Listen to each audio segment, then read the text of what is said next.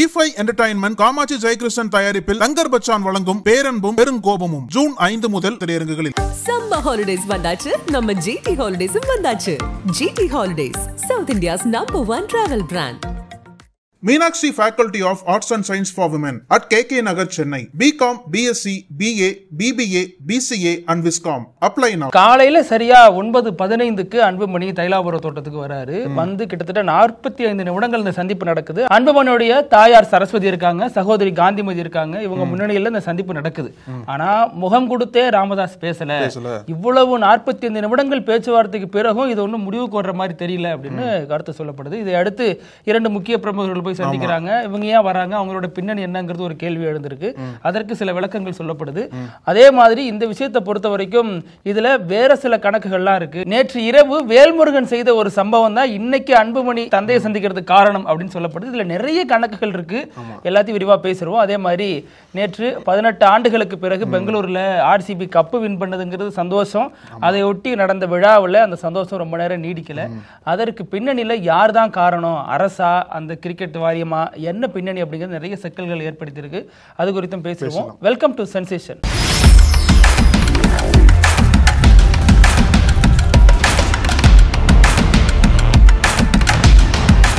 வணக்கம் பிருத்திவி. வணக்கம் அழகு. பாமகவில் எதிர்பாராத மாற்றங்கள்லாம் இன்னையிலிருந்து நடக்க ஆரம்பிச்சிருக்கு. குறிப்பாக நீங்கள் சொன்னது போல முதல் முறையாக, அதாவது சமீபத்தில் ராமதாஸ்க்கும் அன்புமணிக்கும் பெரிய ஒரு மோதல் வந்துச்சு இல்லையா, அந்த மோதலுக்கு அப்புறம் இன்னைக்கு அன்புமணி ராமதாஸை பார்த்துருக்காரு தைலாபுரம் தோட்டத்தில் வச்சு. நீங்கள் சொன்னது போல 45 நிமிடங்கள் சந்திப்பு என்று நீடிச்சிருக்கு. ஆனால் என்ன பேசப்பட்டது அப்படின்ற அன்புமணி வெளியில் சொல்லுவாருன்னு எதிர்பார்த்தோம். ஆனால் அந்த எந்த மாதிரி ப்ரெஸ் மீட் எதுவுமே கொடுக்காம காரில் போயிட்டார். இதில் இன்னொரு முக்கியமான விஷயம் என்ன அப்படின்னா, ஒவ்வொரு வியாழக்கிழமையும் ராமதாஸ் பேட்டி கொடுக்கறது வழக்கம். நம்ம எதிர்பார்த்தோம் இல்லையா, போன வியாழக்கிழமை வந்துதான் அன்புமணி கொட்டி தீர்த்துட்டார் கோவத்தை. இந்த வாரம் வியாழக்கிழமை ஒரு முக்கிய அறிவிப்பு வெளியாருன்னு சொல்லி எதிர்பார்த்தாங்க. அது மட்டும் இல்லாம அதுல அவர் நீக்கிடுவாங்க அப்படிங்கிற மாதிரி எல்லாம் பேசப்பட்டுச்சு. அன்புமணியை பொதுக்குழு கூட்டி நீக்க போறாரு, அதற்கு இன்னைக்கு சொல்லுவாரு அப்படின்னா இல்ல, விரைவிலேயே பொதுக்குழு கூட்டத்தை கூட்டுறதுக்கு ராமதாஸ் திட்டம் போட்டிருக்காரு. அதனாலதான் அவருக்கு தோதா இருக்கக்கூடிய நிர்வாகிகளை பக்கத்துல வச்சு தொடர்ந்து அந்த மாதிரி நிர்வாகிகள் நியமிச்சுட்டு வரான்னு சொல்றாங்க. இதுல முக்கியமா பார்த்தோம் அப்படின்னா, ஒரு வகையில பார்க்கும்போது சரி, தந்தை மகன் மீண்டும் ஒன்றா வராங்க, மோதல் முடிவுக்கு வருதுன்ற ஒரு எதிர்பார்ப்பு பாமகவினர் இருந்திருக்கு. ஆனா இன்னொரு 2 விருந்தினர்கள் இதுல உள்ள வந்திருக்காங்க. யாருன்னு பார்க்கும்போது ஆடிட்டர் குருமூர்த்தி, அப்புறம் சைதை துரைசாமி. இதுல என்ன கணக்கு சொல்றாங்க அப்படின்னா, வரக்கூடிய ஜூன் 8ஆம் தேதி அமித்ஷா மதுரைக்கு வராரு இல்லையா, அந்த ஒரு பாஜக பொதுக்கூட்டத்துல எல்லா கூட்டணி கட்சி தலைவர்களையும் மேடை ஏத்திடணும் அப்படின்ற ஒரு திட்டத்தோட போட்டிருக்காங்க. இப்போ அன்புமணி பாஜகவுக்கு சப்போர்ட்டா இருக்கார். ஆனா ராமதாஸ் போன வாரம் பேசின பேட்டியில என்ன சொன்னார் அப்படின்னா, பாஜக கூட்டணிக்கு அவருக்கு பிடிக்கல, நான் அதிமுகவோட தான் பேச சொன்னேன், ஆனா என்னை வற்புறுத்தி என்னை மிரட்டி பாஜக கூட்டணி வச்சுட்டாங்கன்னு சொல்லிட்டு ராமதாஸ் ஒரு குற்றச்சாட்டு வச்சாரு இல்லையா. அதிலே தெளிவா தெரிஞ்சது பாஜக கூட்டணி வேண்டாம் அப்படின்ற மாதிரி. ஆனா இப்போ அதிமுக பாஜக கூட்டிட்டு இருக்காங்க இல்லையா, அதனால அமித்ஷா மதுரை வர்றதுக்கு முன்னாடியே 2 பேரையும் சேர்த்து வச்சிடணும், 2 பேரும் அமித்ஷாவோட மேடையை பகிர்ந்துக்கணும் அப்படின்ற ஒரு திட்டத்தோட தான் குருமூர்த்தியே போயிட்டு அவங்கள்ட்ட பேசியிருக்காங்க. அமித்ஷா வரும்போது எல்லா கூட்டணி தலைவர்கள் மேடையில் இருந்தா மட்டும் தான் பாஜகவோட பலத்தை காட்ட முடியும். அதுவும் அன்புமணி அங்கிருந்து வெளியேறினதுக்கு அப்புறம் ஆடிட்டர் குருமூர்த்தி போறாரு, பக்கா போலீஸ் பாதுகாப்போட போறாரு. தெரியல. இதுல 2 விஷயம் அழகு நீங்க சொன்னதுல. முதல் விஷயம், ஆடிட்டர் குருமூர்த்தி ஏன் பிஜேபி அனுப்பணும்? பிஜேபி அபிஷியலா போய் பேச்சுவார்த்தை நடத்தணும் அல்லது 2 பேருக்கு சமரசத்தை ஏற்படுத்தணும் நினைச்சா அதற்கு பாஜகவினுடைய மாநில தலைவர் நயினார் நாகேந்திரன் இருக்காரு, இன்னும் சில மூத்த தலைவர்கள் எல்லாம் பாஜக இருக்காங்க. அவங்க மூலமா போயிட்டு பேச்சுவார்த்தை நடத்தினா சரியா இருக்கும். அப்படிங்கிற பட்சத்தில் குருமூர்த்தி ஏன் அனுப்புது, அல்லது இவரா தனிச்சையா செயல்படுறாரா அப்படிங்கறதெல்லாம் கேள்வி எழுப்பியிருக்கு. நீங்க சொல்றது மாதிரி ராமதாஸுக்கு பாஜகவோட உடன்பாடு இல்லாத பட்சத்தில் எப்படி இவர் அனுமதிப்பாரு? இவர் கூட போன் பேசிட்டு தான் சைதை துரைசாமியும் ஆடிட்டர் குருமூர்த்தி வரதா சொல்றாங்க. இந்த 2 பேரும் கடந்த காலங்களில் அதிமுக பிஜேபியோட சேரணும்னு வலுவா குரல் கொடுத்தவங்க. சோ இதன் பின்னணியில என்ன இருக்கு அப்படின்னா, ராமதாஸை பொறுத்த வரைக்கும் பிஜேபி கூட போகக்கூடாது அப்படிங்கறதெல்லாம் கிடையாது. அவர் என்னன்னா, நம்ம அதிமுக கூட சேர்ந்து நம்ம பலத்தை ப்ரூவ் பண்ணிட்டு அப்புறம் போலாம் அப்படிங்கறதான் ஒரு விஷயமா இருந்துச்சு. இன்னொன்னு என்னன்னா, அன்புமணிக்கு மீண்டும் மத்திய அமைச்சர் பதவி பாஜக கொடுக்க கூடாது அப்படிங்கிறது பின்னணியில ராமதாஸ் இருந்ததா சொல்லப்படுது. நான் சொல்ற ஒரு நபருக்கு நீங்க பதவி கொடுங்க, அன்புமணிக்கு கொடுக்க வேண்டாம் அப்படிங்கறதான் பிரச்சனையோட மையப்புள்ளியா இருந்திருக்கு. அதை ஒட்டி தான் அன்புமணி கோவப்பட்டாரு. அப்புறம் ராமதாஸ் அதற்கான பின்விளைவுகளை சந்திச்சாரு அப்படிங்கிற மாதிரி சொல்லப்படுது.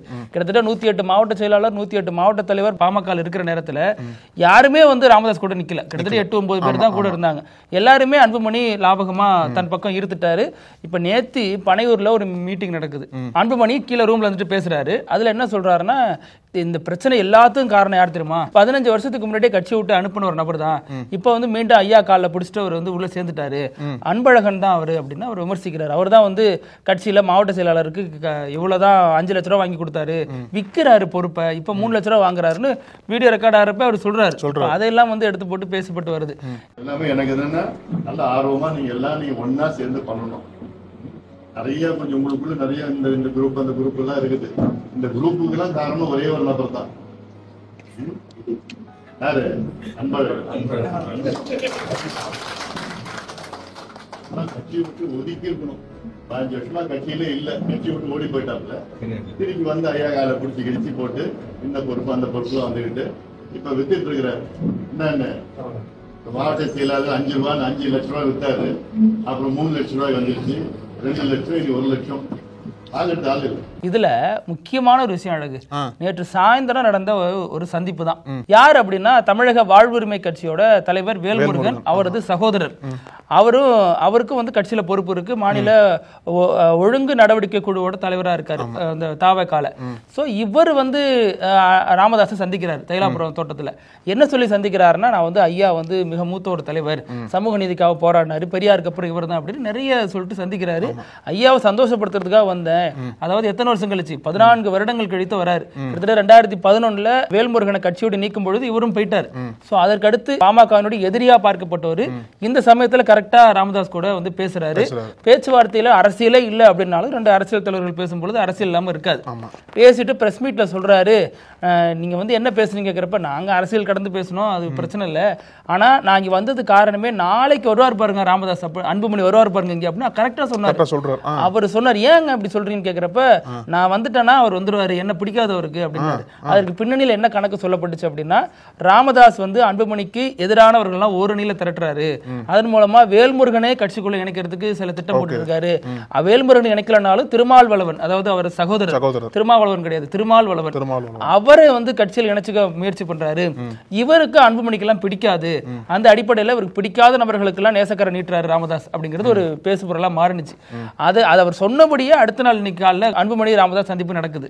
ஆனா அது ஏற்கனவே திட்டமிட்ட சந்திப்பு தான் சொன்னாலும் இதற்கு பின்னணியில பல காரணங்கள் சொல்லப்படுது. ஏற்கனவே திருமாவளவன் வந்து சனிக்கிழமையே சந்திக்க நேரம் கேட்டதாகவும், அப்போ வந்து அன்புமணி வேல்முருகனுக்கு போன் அடிச்சு அவங்க சகோதரர் வராரு சந்திக்க கூடாதுன்னு சொன்னதுனால சந்திப்பு தள்ளி போனதாக சொல்லப்படுது. அவர்கிட்ட கேட்கிறப்ப, வேல்முருகன் கேட்டு வந்தீங்களா, கட்சி தலைமையிட்ட கேட்டு வந்தீங்களான்னு கேட்கிறப்ப, அதெல்லாம் இல்ல, இது தனிப்பட்ட சந்திப்பு அப்படிங்கிறாரு. அதே வேல்முருகன் கேட்கறாங்க, இதுல வேற எதுவும் பிரச்சனை இருக்கான்னு, அதெல்லாம் ஒண்ணுமே இல்லைங்க, நீங்க கட்சியில சேரப்படுறதா சொல்றாங்களே பாமக அப்படின்னு கேட்கிறப்ப, அதெல்லாம் ஒண்ணும் இல்ல, நான் போய் எப்படி சேருவேன், என் பின்னாடி ஒரு பெருமை, ஒரு பெருந்திரளான தமிழ் சமூகம் திரண்டு இருக்கிறப்ப நான் போய் இன்னொரு கட்சியில சேர்ந்தா அப்படி நல்லா இருக்குமா, அதெல்லாம் வாய்ப்புல 2 பேரும் சேரட்டும் அப்படிங்கிற மாதிரி கடந்து போறாரு. அவர் முக்கியமான விஷயத்தை வேல்முருகன் பிரஸ் மீட்ல சொல்றாரு. அன்புமணி வந்து அவரை வந்து சந்திச்சு பேசுறப்ப ஒரு விஷயம் சொல்லியிருக்காரு, இதெல்லாம் பழைய பகையெல்லாம் நினைச்சிட்டு இருக்காதீங்க, ஏன் முறுக்கிட்டே போறீங்க, வந்து சேர்ந்துருங்க அப்படிங்கிற மாதிரி ஒரு அரவணைச்சதா சொல்றாரு. சோ அதுக்கு பின்னணியில பல அரசியல் கணக்கு இருக்கு. முக்கியமா இதுல தாபாக வேல்முருகன் பண்ண ரோல் தான் பெருசு. நைஸா உள்ள போயிட்டு 2 பேரும் இணைச்சிட்டாரு, அல்லது ராமதாஸ்க்கு ஒரு பக்கமா ஒரு ஸ்டாண்ட் எடுக்கும் பொழுது வேற வழி இல்லாம அன்புமணி அங்க இருந்து வந்துட்டாரு, இதுக்கு பின்னணியில எங்க தலைவர் தான் இருக்காருன்னு தாவாக்கா வச்சிருந்தவங்க எல்லாம் கொண்டாடிட்டு வராங்க. இப்போ இன்னொரு பக்கம் குருமூர்த்தியோட ரோல் வந்து நம்ம பார்க்கும்போது பெரிய கேள்வி இங்கே எழுது இல்லையா?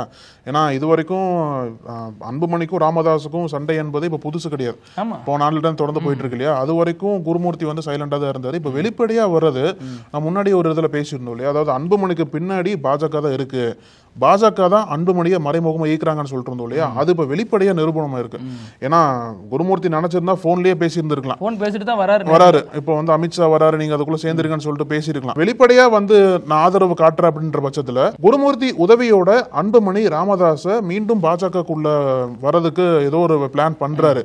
அதனாலதான் குருமூர்த்தி இறங்கி வந்து பேசியிருக்காரு. 2வது, அமித்ஷா வரும்போது கூட்டணி தலைவர்கள் யாருமே மேடையில் இல்லைன்னு வச்சுக்கோங்களேன். அதிமுக இருக்கும், ஆனா இன்னொரு முக்கியமான கூட்டணி பாமக தானே, அவங்க தலைவர்கள் மேடையில் 5 எம்எல்ஏ வச்சிருக்காங்க. இந்த மாதிரி ஒரு டைம்ல 2 பேருக்கும் மோதல் தொடர்ந்து போயிட்டு இருக்கிற சமயத்துல கூட்டணிக்கு பாதிப்பு அடிப்படையில் குருமூர்த்தி வந்திருக்காரு. அன்புமணிக்கு பெரிய ஆதரவு இருக்கு பாஜக இருந்து. இன்னொரு பக்கம் சைதை துரைசாமியும் அதிமுகவின் சார்பா பேசுறதுக்கு வந்ததா சொல்றாங்க. ஆனா அவர் அதிமுக இல்லையா? அதிமுக இல்ல, ஒருத்தர் தான் வெளியில இருந்து. ஆமா. ஆனா இதுல அன்புமணி ராமதாஸ் சந்திப்பை பொறுத்த வரைக்கும் அதுல எந்த முன்னேற்றமும் இல்ல அப்படிங்கிறது தான் அங்க இருக்கக்கூடியவங்க சொல்லக்கூடிய தகவலா இருக்கு. வந்திருக்காரு, பேசியிருக்காரு, ஆனா எந்த முடிவு எட்டப்படல. 2வது, ராமதாஸை பொறுத்த வரைக்கும் வரைக்கும் நிறுவனங்கிற அடிப்படையில் பாமகவினுடைய சட்டத்தில் அடிப்படையில் என்ன இருக்குன்னா அவர் எடுக்கிறதா இறுதி முடிவு அப்படிங்கிறதுல அது இருக்கிறதா சொல்லப்படுது. ஆனால் அது குறித்த முழு விவரங்கள் எங்கேயுமே கிடைக்கல. இப்போ அதான் நீங்க சொன்னது போல இன்னும் அந்த மோதல் முடிவுக்கு வரல, இன்னும் அவங்க சேர்ந்த மாதிரி தெரியல. ஏன்னா அன்புமணி எந்த ஹிண்ட்டும் கொடுக்காம பிரஸ் மீட்டே கொடுக்காம கிளம்பி போனது வந்து இன்னும் வந்து ஒரு பெரிய யூகத்தை தான் வித்துட்டு இருக்குன்னு சொல்லணும். எப்ப மனசுல நிறைய இருக்கு, அதெல்லாம் இப்ப சொல்ல மாட்டேன் அப்படின்னு அதுவும் சொல்லியிருக்காரு நேற்று பனையூர் மீட்டிங்ல. பனையூரா தைலாபுரமாங்கிற குழப்பத்திலேயே பாமக தொண்டர்கள் நிறைய பேர் இருக்காங்க. இதுல இந்த கொய்த்து போன்ற நாடுகள்ல இருக்கக்கூடியவங்க எல்லாம் பாமக இருந்து அதிமுகவுக்கு மாறி இருக்காரு ஒரு நிர்வாகி. பலரும் பல கடுப்புல தான் இருக்காங்க. இப்ப இந்த சேலம் அருள்லாம் இருக்குன்னு சொன்னார் இல்லையா, நான் ராஜினாமா பண்ண போறேன், இல்ல பண்ணலங்கிறாரு. இது வந்து கட்சி நிர்வாகிகள் தொண்டர்கள் யாருமே விரும்பாத ஒரு செயலை 2 பேரும் பண்ணிட்டு இருக்காங்க அப்படிங்கிறது தான் பொது வழியில பார்க்கக்கூடிய ஒரு விஷயமா இருக்கு. பாப்போம் ஜூன் 8 அமித்ஷா வரும்போது மதுரையில அன்புமணியும் ராமதாசும் ஒரே மேடையில பகிர்ந்துக்க போறாங்களா, இல்ல இன்னும் அந்த மோதல் வந்து முடிவுக்கு வராம பாமக சார்பை யார் கலந்துக்க போறாங்க, இல்ல பாமக புறக்கணிக்க போதா, இதுல வந்து ராமதாஸோட கை ஓங்க போதா அன்புமணி கை ஓங்க போதான்னு சொல்லிட்டு ஜூன் 8ஆம் தேதி தெரிஞ்சிடும். ஆமா, ஏற்கனவே ஓபிஎஸ் டிடிவின்னு ஒரு குரூப் வெளில இருக்காங்க, அவங்க இன்னும் அமித்ஷாவை பார்க்கவே முடியல, இந்த வாட்டி பாப்பாங்கன்னு சொல்லப்படுது. இதுல இதுவும் பிரதான பேசுபொருளா மாறுது. அமித்ஷா ஒவ்வொரு முறை சென்னைக்கு வரும்பொழுதும் ஏதாச்சும் ஒன்றும் பெரிய விஷயம் ரெடி பண்ணி வச்சிடறாங்க. இப்ப வந்து கர்நாடகால அதாவது ஒரு கொண்டாடக்கூடிய ஒரு நிகழ்வு இந்த அளவுக்கு சோகமா இந்த அளவுக்கு ஒரு வருத்தத்தோட முடியும்னு சொல்லிட்டு யாருமே எதிர்பார்த்திருக்க மாட்டாங்க. அதாவது ராயல் சேலஞ்சர்ஸ் பெங்களூர் வந்து ஃபர்ஸ்ட் டைம் ஐபிஎல் டைட்டில் எடுக்கிறாங்க இல்லையா, 18 ஆண்டுகளா அவங்க வந்து ஐபிஎல் விளையாண்டுருக்காங்க. இதுதான் முதல் வாட்டி அவங்க கோப்பை ஜெயிக்கிறாங்க. அகமதாபாத்தில் இறுதிப் போட்டி நடந்தது, அதை முடிச்சுட்டு பெங்களூருக்கு திரும்புறாங்க. திரும்பும்போது இங்க வந்து ஒரு பெரிய பிரம்மாண்டமான விழாவை ஏற்பாடு பண்றாங்க. கர்நாடக அரசு தான் ஏற்பாடு பண்றதா சொல்றாங்க. அதாவது பெங்களூர் இருக்கக்கூடிய சின்னசுவாமி ஸ்டேடியத்துல இந்த விழா நடக்கும் அப்படின்ற மாதிரி தகவல்லாம் சொல்றாங்க. சித்தராமையா சொல்றாரு இது எனக்கு சம்பந்தமே இல்ல, அரசு இதுல சம்பந்தம் கிடையாது, கிரிக்கெட் வாரியம் தான் முழு பொறுப்பு. அதுலயே ஒரு குழப்பம் இருக்கு. ஆனா பிசிசிஐ வந்து இவங்க மேல பழி போட்டுட்டு இருக்காங்க. பிசிசிஐ ஆர்சிபி அந்த டீமை பொறுத்த வரைக்கும் இதுக்கு சம்பந்தம் இல்லைன்னு சொல்றாங்க. ஆனா இதுல யாரு எடுத்து முடிவு பண்ணாலும் இது அவசர கதியில எடுத்துட்டாங்க. அதாவது செவ்வாய்க்கிழமை ஜெயிக்கிறாங்க, அடுத்த நாள் எதுக்காக எடுக்கணும்? ஒரு வாரம் கழிச்சு நல்லா பிளான் பண்ணி நல்லா ப்ரிப்பேர் பண்ணி எடுத்துருந்துருக்கலாம் நிகழ்வை. அடுத்த நாளே எதுக்காக எடுக்கணும்ன்ற பட்சத்தில், ஏன்னா ஆர்சிபிக்கு கிடைச்ச வெற்றி வந்து ரசிகர்கள் மத்தியில பெருசா கொண்டாடப்படுது இல்லையா, உடனே வந்து இந்த விழா எடுத்தா நிச்சயமா ரசிகர்கள்லாம் திரளுவாங்க அப்படின்ற ஒரு திட்டமிடல் இருந்திருக்கணும். ஆனா இதுல திட்டமிடல் எதுவுமே இல்லைன்னு சொல்றாங்க. ஏன்னா அந்த என்ன ஒரு பெரிய ஒரு கேள்வி எழுது அப்படின்னா, முதல்ல அது ஒரு கிரிக்கெட் விழா, அதை வந்து ஒரு மாநிலத்தோட விழாவா எப்படி பாக்குறாங்க, அது அந்த அளவுக்கு கொண்டாட வேண்டிய தேவை என்ன இருக்கு? சென்னையும் தான் பல முறை கப்பு வாங்கியிருக்காங்க. இவ்வளவு நிகழ்ச்சி நடந்து பல நாட்களுக்கு பிறகு அது ஒரு மேடையில் நடக்கும், ஒரு விழா நடக்கும், அப்படிதான் நடக்கும். இதை வந்து ஒரு கர்நாடகத்தினுடைய ஒரு விழாவாக அங்க இருக்கக்கூடிய ஒரு பண்பாட்டு பாரம்பரிய விழா போல நடத்த வேண்டிய தேவை என்ன? 18 ஆண்டுகள் கழிச்சு ஜெயிச்சிருக்காங்க, ஓகே, அது கிரிக்கெட் அவ்வளவுதான். இதற்கு கிட்டத்தட்ட இப்ப இத்தனை உயிர்கள் எதுக்கு போயிருக்கு? இப்ப இத்தனை உயிர்கள் போனதுக்கு காரணம் யாரு? ஈஸியா வந்து சித்தராமையா அரசு துணை முதல்வர் எல்லாம் ஈஸியா மன்னிப்பு கேட்டு போயிடுறாங்க. இத்தனை உயிர் போனதுக்கு ஆர்சிபி சார்பா 5 லட்சம் ரூபாய் தரேன்னு சொல்றாங்க. போன உயிர் போனது தானே, நீங்க என்ன பண்ணாலும் திருப்பி வருமா? 11 பேர் இறந்திருக்காங்க. முறையான திட்டமிடல் வேண்டும் இல்லையா? இப்ப இங்க சென்னையில ஏர் ஷோ நடந்தப்போ ஒரு 5-6 பேர் பலியானதுக்கு எவ்வளவு பெரிய கொந்தளிப்பு ஏற்பட்டுச்சு. அது மாதிரி கும்பமேளால அத்தனை உயிர்கள் போனதுக்கு கண்டு காணாம போயிட்டாங்க. அது கூட்ட நெரிசல் அப்படிதான் நடக்கணும். இதை சித்தராமையா நேற்று லைட்டா கோட் பண்ணதுக்கு பெரிய அளவுல வெடிச்சு கிளம்பிட்டாங்க. அது எப்படி கும்பமேளா கொண்டு இதோட கம்பேர் பண்றாரு? கும்பமேளா காட்டி தப்பிக்க பாக்குறாரா அப்படின்னு? அப்படி இல்ல, கூட்ட நெரிசல்ல எந்த அரசும் முறையா கையாளணும் அப்படிங்கறதா ஒரு இதா இருக்கு. முன்னாடியே திட்டமிடல் இல்லாம எப்படி நீங்க அதை ஹேண்டில் பண்ணீங்க? அவங்க என்ன சொல்றாங்கன்னா, ஒரு டிரைனேஜோட ஒரு ஸ்லாப் வந்து லைட்டா விரிசல் ஆயிடுச்சு, அதுலதான் இவ்வளவு நடந்திருக்கிறதாக சொல்லப்படுது. எது நடந்தாலும் இவ்வளவு பெரிய கூட்டத்தை தடுக்க தவறியது இந்த அரசாங்கத்தோட பொறுப்பா தான் வந்து நிக்கும். கடைசியா இதுல குறிப்பா பார்க்கணும் அப்படின்னா, அந்த நிகழ்வு வந்து ஸ்டேடியத்தில் நடக்குது இல்லையா, அந்த ஸ்டேடியத்தோட கெப்பாசிட்டி பாத்தீங்கன்னு வச்சுக்கோங்களேன், 35,000 பேர் தான் உட்கார முடியும். அதனால என்ன கர்நாடக அரசு என்ன சொல்லியிருக்காங்க அப்படின்னா, அவ்வளவுதான் வருவாங்க, அதுக்கேற்ற மாதிரி ஏற்பாடு பண்ணலாம்னு சொல்லியிருக்காங்க. ஆனா ஒரு கோப்பையை ஒரு ஜெயிக்கிற ஒரு அணிக்கு வந்து அவ்வளோட தான் வருவாங்களான்னு சொல்லிட்டு இப்போ நீங்கள் லிமிட் பண்ண முடியும் நம்பர்ஸ்.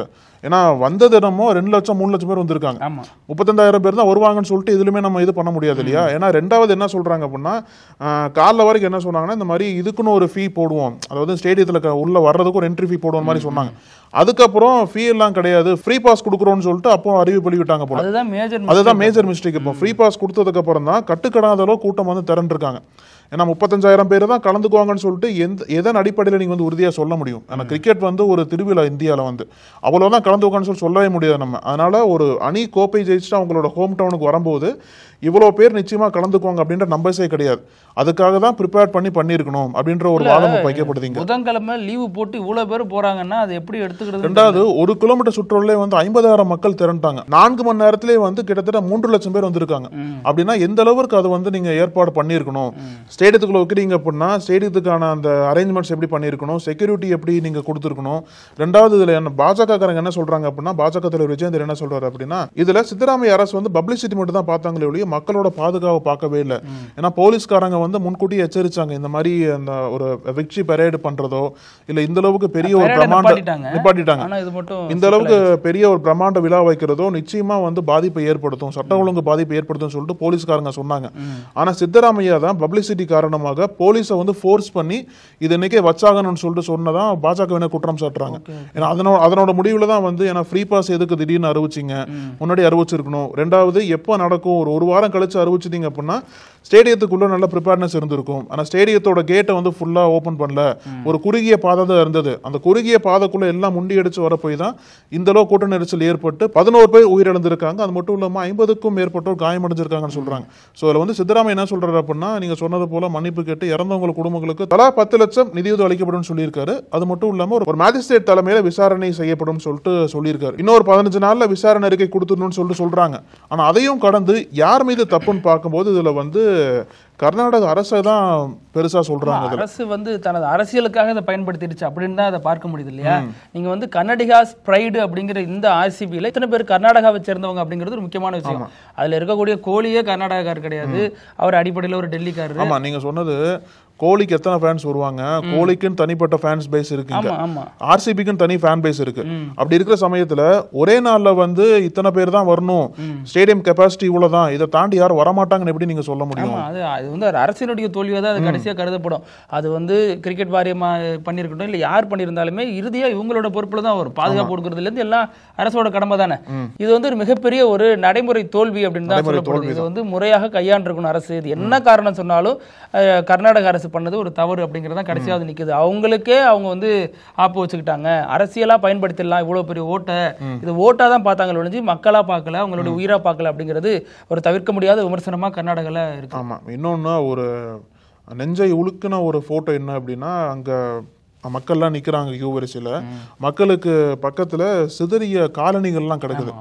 அவ்வளோ காலணிகள் வந்து சிதற போய் கிடக்குது. அதுல பார்க்கும்போது இது என்ன ஒரு போர் மாதிரி இருக்கா, இல்ல இத்தனை மக்கள் வந்து இவ்வளவு பேர் காயப்பட்டிருக்காங்க, இத்தனை பேர் உயிரிழந்திருக்காங்க அப்படின்னா ஒரு கொஞ்சம் கூட ஒரு முன்னேற்பாடு எதுவுமே இல்லாம இப்படி ஒரு கூட்டம் திரளும். ஏன்னா கிரிக்கெட்டு கேட்கவான்னு இவ்வளவு கூட்டம் நிச்சயமா வரும் இந்தியால.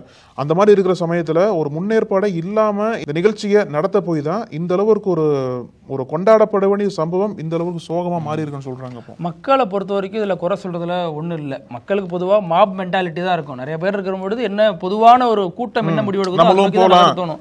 ஆமா, அதை அரசு தான் நெறிமுறைப்படுத்திருக்கணும். அதே நேரம் மக்களும் கொஞ்சம் பொறுப்புணர்வோடு இருக்க வேண்டியது ரொம்ப அவசியமா இருக்கு. எதுக்கு இதுல குழந்தைகள்லாம் தூக்கிட்டு போயிருக்காங்க. இவ்வளவு பெரிய கூட்டத்துல கை குழந்தையோட நிக்கிற பல பேரோட வீடியோ போட்டோஸ் பார்த்தோம். அதெல்லாம் எப்பேற்பட்ட ஒரு சோகத்துல முடிஞ்சது. இதுல வந்து இறந்து போன ஒரு பெண்ணோட பேரே தெரியல, அவங்க யாரு என்னன்னு தெரியல. அந்த அளவுக்கு கொடூரமான சம்பவம் நடந்தது. நிறைய பேர் 25 வயசு 24 வயசு இந்த ரேஞ்சிலே இருக்காங்க. வாழ வேண்டிய வயசுல ஒரு கொண்டாட்டங்கிறது மனித வாழ்வுக்கு முக்கியமானது. அதே நேரம் அதை விட முக்கியமானது உயிர் அப்படிங்கறதா பலரது கருத்தா இருக்கு. இப்ப இந்த பெங்களூரு சம்பவத்தை தொடர்ந்து கர்நாடக உயர்நீதிமன்றம் தாமாக முன் வந்து ஒரு வழக்கு பதிவு பண்ணிருக்கு. இது வந்து நிச்சயமா விசாரிக்கப்பட வேண்டிய ஒண்ணு அப்படின்ட்டு ஒரு வழக்கு பதிவு பண்ணிருக்காங்க, வழக்கு எடுத்திருக்காங்க. இன்னைக்கு வந்து அந்த வழக்கு விசாரிக்கப்படும் சொல்றாங்க. நம்ம பேச வரைக்கும் விசாரணைக்கு வரல இன்னும். ஆனா விசாரணை வந்ததுக்கு அப்புறம் தான் இது வந்து எப்படி கொண்டு போறாங்க அப்படின்ற தகவல் வந்து நமக்கு தெரியும். அப்புறம் இறுதியா நம்ம நிகழ்ச்சியோட இப்படி இல்லாம நடக்கும் அப்படிங்கிற ஒரு சம்பவம். இதுவும் ஒரு வகையான சோக சம்பவம் தான். என்ன அப்படின்னா, தைவான் நாட்டை சேர்ந்த ஒரு இளம் பெண் குவாவா பியூட்டி அப்படின்னு ஒரு இன்ஸ்டாகிராம் பேஜ் மூலமா பயங்கர பிரபலமானவங்க. அவங்க அழகு சார்ந்த பல விஷயங்கள் பேசக்கூடியவங்க. குறிப்பாக அழகு சாதன பொருட்கள்லாம் இருக்கு இல்லையா, லிப்ஸ்டிக் இது மாதிரியான ஐட்டம்லாம் அவங்க வந்து ரிவ்யூ பண்ணுவாங்க. அப்போ வந்து என்ன பண்ணுவாங்க, அதெல்லாம் சாப்பிட்டு காட்டுவாங்க. இதெல்லாம் நல்லா இருக்கா நல்லா இருக்கா அப்படின்னு சாப்பிட்டு காட்டுவாங்க. ஸோ அப்போவே என்ன நிறைய பேர் கமெண்ட் பண்ணுறாங்க, இதெல்லாம் சாப்பிடாதமா, வயிறுக்கு சேராது, பிரச்சனை ஆகிடும் அப்படின்னு. இது மாதிரி நிறைய விஷயங்கள், நிறைய காஸ்மெட்டிக் ஐட்டமை சாப்பிட்டு காட்டியிருக்காங்க. காஸ்மெட்டிக்ஸ்னா மேல ஸ்கின்ல அப்ளை பண்றதா, இவங்க வயித்துக்குள்ள அப்ளை பண்ணிருக்காங்க, போட்டு சாப்பிட்டு. இதுதான் அந்த புகழ் வெறிங்கிறது. எப்படியாச்சும் ரீச் ஆகும் ஏதாச்சும் டிஃபரெண்டா பண்ணணும்ன்ற மாதிரி பண்றாங்க. தைவான் சேர்ந்தவங்க நிறைய ஃபாலோவர்ஸ் இருந்தாலும் நிறைய பேர் அட்வைஸ் பண்ணிருக்காங்க, வேணாமா நல்லது இல்லை, உடம்புக்கு நல்லது இல்லை, அது அவ்வளோ கெமிக்கல் இருக்குது அப்படின்னு நிறைய அட்வைஸ் பண்ணிருக்காங்க. ஆனால் கேட்கல, இதான் அவங்களோட யூனிக் ஸ்டைலா இருந்திருக்கு, அதனால அதை ஃபாலோ பண்ணிருக்காங்க.